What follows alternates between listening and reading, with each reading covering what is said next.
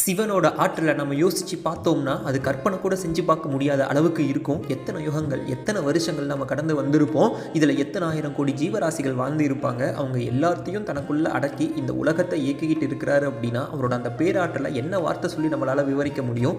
மனித பிறவி மட்டும் இல்லாமல் ஒரு சின்ன புழுப்பூச்சியில் இருந்து தேவர்கள், முனிவர்கள், ரிஷிகள், மற்ற ஏனைய கடவுள்கள் எல்லாரையும் தனக்குள்ளே அடக்கியவராக இருக்கார் சிவபெருமான். தன்னுடைய பக்தரை ஆட்கொள்ளக்கூடிய அந்த நேரத்தில் அவரே பூலோகத்துக்கு இறங்கி வந்திருக்காரு. நால்வர்கள் வாழ்க்கையில் இது நடந்திருக்கு. சுந்தரருக்காக முதியவர் இடத்துல வந்திருக்காரு, மாணிக்க வாசகருக்காக குதிரைப்படை தலைவனாக வந்திருக்காரு, பிட்டுக்கும் மண் சுமந்திருக்காரு. பிரபஞ்சம் முழுதும் நிறைஞ்சிருக்கக்கூடிய சிவன் நம்மளை ஆட்கொண்டு நம்மளோட இதயம்ல வாழ்ற அந்த அனுபவத்தை ரசித்து உணர என்ன தவம் செஞ்சிருப்போம்னு தெரியல.